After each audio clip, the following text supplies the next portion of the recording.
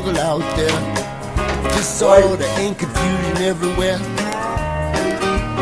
No one seems to care. Well, I do. Hey, who's in charge here?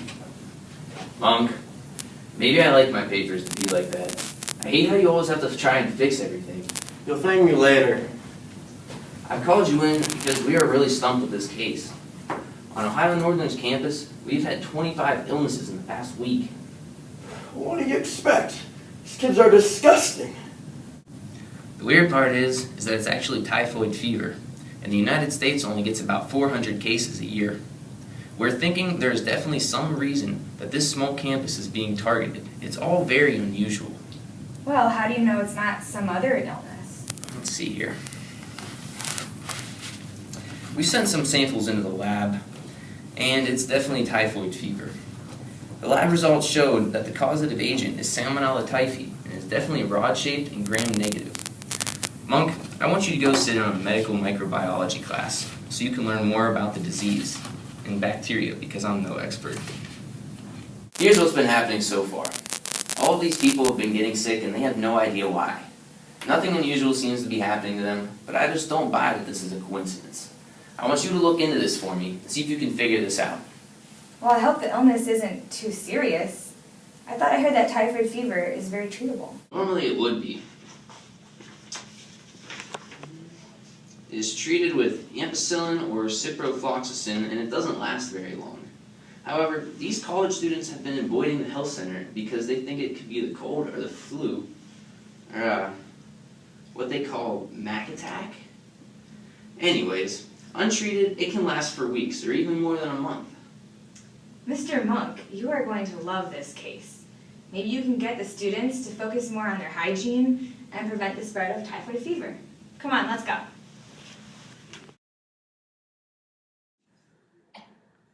Psst, Monk, pay attention. I think he's starting to talk about salmonella. If he says bloody diarrhea one more time... Oh, it's fine, it's fine. We just have to sit through one class. I think we can do that. But even the students are bored. Man, Hot Rod seemed really distracted in class today. Yeah, I heard he's a little bitter because he really wants to teach McAfee's anatomy class, but they won't let him. That'd be tough. I feel like we didn't learn anything in that class. Where are we going to go from here? You obviously did not learn anything. We should check the sink. Why would we check the sink? Because, as he said in class, Salmonella typhi is spread through water contamination. Therefore, if we check the sink, maybe we'll find some evidence. Oh, all right, let's go check it out.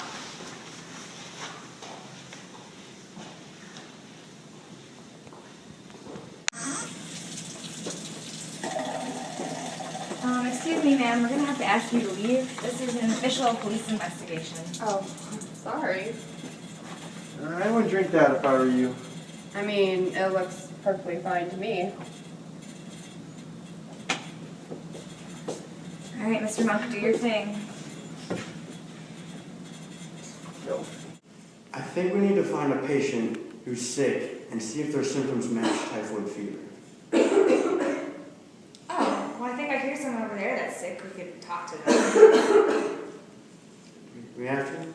Yeah, it's for the case, Mr. Monk. Let's go. All right. Just don't get too close. I'm going to stay away. Hi, do you mind if we ask you some questions? Sure. I'm sorry. Mr. Monk, isn't that the girl that we saw earlier today drinking from the sink? I told her not to drink the water. Oh man, well, can you tell us some of your symptoms? Yeah, I have a really, really bad headache, and I'm freezing all the time. This cough. Do you have a This fever? cough won't go away. Yeah, I had a fever this morning. It was like 103. It was so high. Oh my gosh, that sounds a lot like typhoid fever. Sure does. You need to go to the doctor right away. They need to do a urine test, probably an ELISA test, to make sure the Salmonella typhi bacteria isn't in your urine. And my bet would be that it probably will be in your urine, considering you've been drinking that water all week. I mean, I always thought water was good for you. Like, I've been drinking a ton of water. Well, around here it seems like you need to stick with bottled water. Now that we interviewed someone, we need to start investigating. Well, what better place to start than the men's bathroom, where someone might have been able to contaminate the sink water.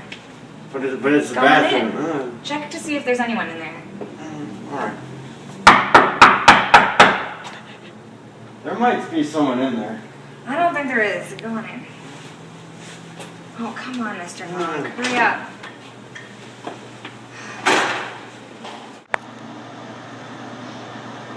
Seems clean to me.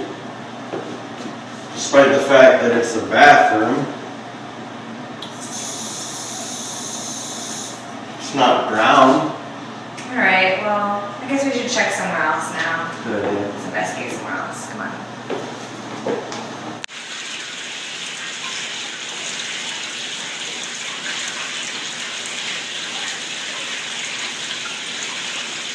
There's nothing here, Mr. Monk. Come on. Mr. Monk figured it out. Have a seat, Mr. Monk. Okay. Here's what happened. When I was at each crime scene, I noticed something that other people might consider to be trash. Naturally, I wouldn't have picked it up, but I figured that these clues might be important. I was right. Someone was leaving these clues behind. It had to be someone who drinks Diet Dr. Pepper pretty often. That's when I remembered that Hot Rod was drinking a Diet Dr. Pepper when we went to his med micro class. Then I had to ask myself what his motive was. We heard those students talking about how Hot Rod wants another teacher's job, and I think that he wanted to get McAfee so sick that he had to take a semester off. Then, the school would give Hot Rod the job. He didn't want to seem suspicious, so he contaminated water all over campus and got a lot of students sick.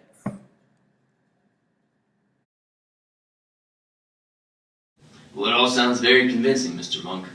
But there's just one thing wrong with this picture. Who's Hot Rod? Dr. Rod Anderson. The teacher? Yes. Oh my goodness. What is that doing there? Oh man. Rod Anderson. He already has a criminal record. Really?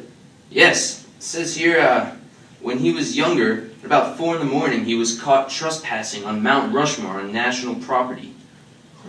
Let's get this guy. Bad boys, what you gonna do?